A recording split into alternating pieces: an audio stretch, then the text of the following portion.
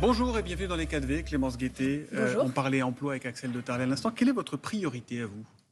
Alors, je pense que le pouvoir d'achat, c'est la priorité des Ouais. Français et que ce qui s'est passé cet été à l'Assemblée nationale n'a rien résolu. Il faut absolument des augmentations de salaire. Je pense que ça doit être une priorité.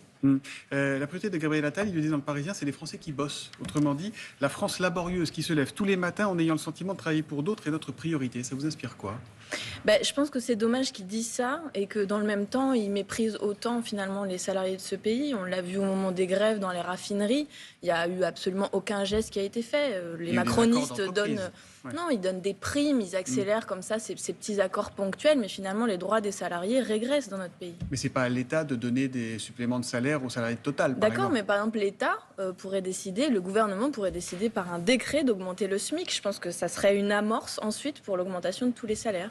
Vous voulez le SMIC à combien? 1 600 €. 1 600 €. L'Assemblée nationale va examiner tout à l'heure une proposition de loi qui propose de tripler les sanctions encourues pour les squatteurs qui iront jusqu'à 3 ans de prison et 45 000 € d'amende. Est-ce que vous y êtes favorable, Clémence Guettet? Cette proposition de loi de M. Kasbarian et d'autres députés macronistes est une honte. Pourquoi? Il y a eu un rassemblement d'ailleurs hier et il y en aura un aujourd'hui parce que tout simplement, en fait, il va continuer de mettre la pression notamment sur les locataires qui parfois vont être expulsables beaucoup plus rapidement. On Au parle bout pas d'un de mois locataires, on parle de aujourd'hui. squatteurs, là. Oui, mais le problème, si vous voulez, c'est que les squatteurs dans des appartements de manière illégale, etc., c'est absolument résiduel. Ce que ça précarise, là, c'est les gens qui ont du mal à payer leur loyer et qui vont de fait être expulsables beaucoup plus rapidement. Donc là aussi, c'est les droits des Donc vous dites qu'il y a locataires. un effet pervers dans cette proposition Ah oui, de loi? non, mais tout à fait. Mais c'est-à-dire que c'est un effet pervers qui est calculé. C'est pour faire en sorte que les gens qui, au lieu d'être accompagnés, au lieu de les aider à payer leur loyer, je veux dire, là, on est dans un contexte, c'est l'inflation. Pour faire les courses, c'est plus cher. Pour l'énergie, c'est plus cher. Donc, de fait, des gens qui vont avoir du mal à payer leur loyer, il y en aura beaucoup plus. Et cette proposition de loi, elle est extrêmement dangereuse. Donc vous ne la voterez pas, vous ne la soutiendrez pas? Et puis, on va aller qu'est-ce au que vous rassemblement aujourd'hui sur la Qu'est-ce que vous place à dites côté de l'Assemblée. aux propriétaires qui ne roulent pas toujours sur l'or, qui voient leur appartement squatté, qui ne peuvent pas rentrer chez eux parce qu'un jour quelqu'un a changé un verrou? Alors voilà, et ben ça, c'est les cas, mais extrêmement minimes, dont je vous parlais. L'extrême majorité de gens qui vont être touchés par cette loi, c'est pas du tout ça. Vraiment, c'est pas du tout ça. Ça, c'est une centaine, sans doute, un peu plus de cas par année. Et ça, évidemment, c'est une honte parce que vous avez raison. Il y a des propriétaires aussi qui ont des petits moyens et qui ont besoin de cet argent pour les loyers. Mais c'est pas de ça dont on parle en réalité. C'est de ça vraiment... dont il parle, a priori, Oui, mais l'idée de départ, c'est celle-là. L'idée de départ, peut-être, c'était celle-là, mais je crois vraiment que c'est calculé sur le fait que les locataires vont pouvoir être expulsables plus rapidement et qu'on va continuer de précariser des gens qui ont des situations très difficiles. On va parler des affaires au pluriel. D'abord, l'affaire Quatennens. Votre collègue député LFI a reconnu des violences conjugales. Sa femme, il y a quelques jours, a parlé de violences physiques et morales répétées depuis plusieurs années. Ma question est simple. Adrien Quatennens peut-il rester député à l'Assemblée aujourd'hui? Alors déjà, il a reconnu une gifle. Ouais. La communication de Céline Quatennens, donc son ex-épouse, parlait, elle, de différentes choses. Ce que je veux dire, c'est qu'il y a un jugement qui va être rendu le 13 décembre et qu'avec mon groupe, nous nous sommes dit qu'il nous fallait une discussion collective qui soit éclairée justement par cette décision, sans nous en remettre totalement à la justice. On sait qu'elle est défaillante sur ces questions-là, mais éclairée par cette décision. Si la justice est défaillante, pourquoi vous attendez qu'elle vous éclaire? C'est un peu paradoxal, non? Justement, pour avoir davantage d'éléments, parce qu'en fait, nous ne sommes pas dans l'intimité de ce couple. Et nous avons à prendre des décisions qui ne sont pas des décisions de justice, mais qui sont des décisions politiques. Ouais. Et d'ailleurs, il y en a déjà eu plusieurs. Il devrait quitter l'Assemblée. Il n'est plus en capacité de représenter le projet pour lequel il a été élu, qui est notamment un projet de protection et d'émancipation des femmes. Vous savez qui a dit ça? Non, c'est Yannick Jadot. Oui. Il fait partie de la NUPES. Oui, tout à fait. Il fait partie de la NUPES.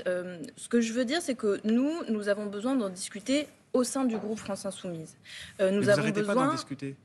Oui, mais c'est long, parce que la question des violences sexistes et sexuelles, elle est complexe, et que je crois que ce cas-là est un petit peu inédit. D'abord parce qu'Adrien Quatennens a reconnu la gifle. D'habitude, ça ne vous aura pas, ça ne vous étonnera pas, mais d'habitude, bien souvent, les hommes nient. Quand il y a des féminicides, ça ne vaut pas amnistie de reconnaître les faits. Bien sûr, évidemment, heureusement.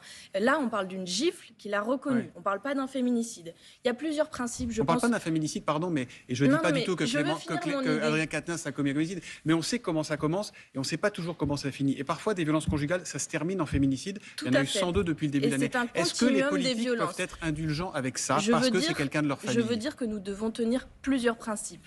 Le premier, c'est qu'on écoute les femmes victimes de violences, qu'on entende leurs paroles parce que ça fait des dizaines d'années qu'elle est niée cette parole. Le deuxième principe, c'est le fait que la justice doit être vraiment réparatrice, ce qui n'est pas le cas pour l'instant. On voit le nombre de femmes qui portent plainte, le nombre de plaintes qui sont classées sans suite. Le troisième principe, c'est la gradation des peines. C'est-à-dire que non, tous les types de violences ne sont pas équivalents. Et le quatrième et le dernier, c'est la réhabilitation et la réinsertion des auteurs.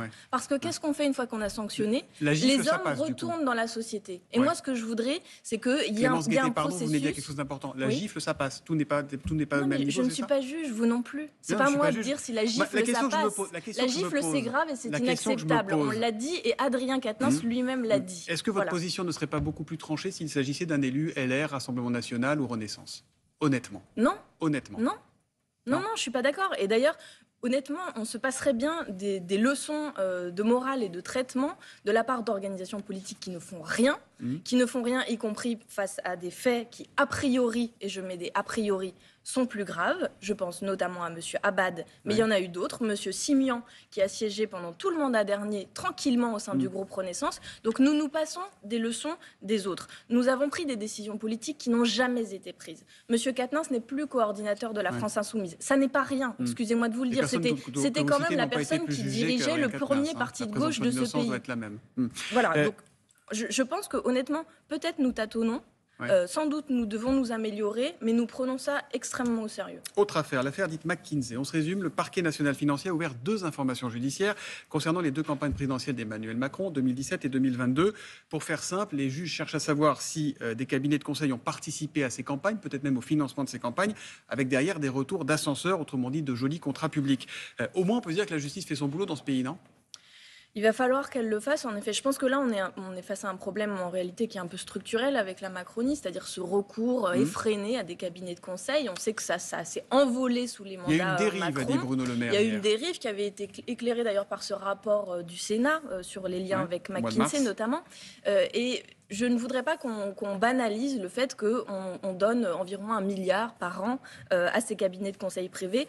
Pourquoi on leur donne 1 milliard? Parce que dans le même temps, on désosse l'État, on perd des agents publics, on détruit les services publics. Et de fait, c'est présenté comme une évidence. Maintenant, on doit avoir recours à ces cabinets de conseil privés parce qu'on n'a plus les moyens de faire nous-mêmes. Voilà, mais en fait, c'est une logique. Tout ça est une logique politique que nous combattons fermement. C'est un problème de fonctionnement ou c'est possiblement un scandale d'État, cette affaire McKinsey? Possiblement, mais bon, ça, il va falloir en effet que la justice passe là-dessus et nous en dise davantage. Ce que je veux dire quand même, c'est qu'il ne faudrait pas s'habituer comme ça à des conflits d'intérêts où le ministre du numérique est lié à Uber, la ministre de l'énergie est liée indirectement, mais tout de même à des industries fossiles. Elle a été blanchie, hein, c'est voilà, pas mais ses enfants. Il y a quand même un mélange des genres. C'est une accusation un peu gratuite. Non, c'est pas une accusation un peu gratuite. Bah si, parce que ça a été saisi, la Haute Autorité pour la Transparence a été saisie, elle a dit il n'y a pas de problème. Elle se déporte sur ces dossiers, mais parce qu'il y a quand même un sujet, excusez-moi de vous le dire, voilà, il y a quand même un sujet. Donc, je veux dire que c'est une façon de fonctionner des macronistes à laquelle nous devons être vigilants et surtout pour ne pas laisser comme ça l'État être affaibli au fur et à mesure. Emmanuel Macron, il a tweeté hier en français, en arabe et en anglais aussi d'ailleurs, pour dire ceci à propos de la Coupe du Monde. Je ne sais pas si vous l'avez vu. Cette Coupe du Monde de foot, la première organisée dans le monde arabe, témoigne de changements concrets qui sont à l'œuvre. Le Qatar s'est engagé dans cette voie et doit continuer. Il peut compter sur notre soutien. Est-ce que vous pourriez retweeter ce message? Non. Pourquoi? Non, je ne pourrais pas retweeter ce message. On a évidemment beaucoup dénoncé l'organisation de cette Coupe du Monde dans un pays où, de fait, il y a énormément de travailleurs qui sont morts pour que cette Coupe du Monde ait lieu. La répression des militants et des personnes LGBT également est un problème fondamental. C'est une faute politique je suis gênée par le fait que le président de mon pays, en effet, dise qu'il apporte son soutien à un pays qui pratique ce type de répression, en effet. Dernière question, tout le monde semble à peu près d'accord à l'Assemblée pour inscrire le droit à l'avortement dans la Constitution, mais ça va être plus compliqué au Sénat. Alors, sans entrer dans la cuisine, il y a une proposition de loi, c'est-à-dire que si c'est voté au Sénat, il faudra un référendum pour arriver à l'inscrire dans la Constitution. Il serait plus simple de passer par un projet de loi du gouvernement. Est-ce que vous demandez, parce que ça éviterait la case référendum, est-ce que vous demandez ce matin au gouvernement de passer par le projet de loi? J'aimerais en effet. Alors bon, déjà, c'était quand même historique ce vote à l'Assemblée nationale la semaine dernière. C'était une grande fierté pour nous parce que c'était Mathilde Panot, la présidente de mon groupe, qui l'a porté. Mais en effet, avec l'ensemble des autres groupes. Et j'espère que oui, le gouvernement va s'en saisir. Si aujourd'hui, il y a encore 32 députés qui votent contre le fait que l'IVG soit dans la Constitution, c'est que les droits des femmes dans notre pays ne sont pas garantis et je pense qu'il faut largement accélérer et sécuriser ça. Vous êtes jeune, Clémence Guettet, si je peux me permettre. Est-ce que vous pensiez avoir à mener ce genre de combat aujourd'hui, de devoir inscrire l'IVG dans la Constitution parce qu'il serait potentiellement en danger en France ?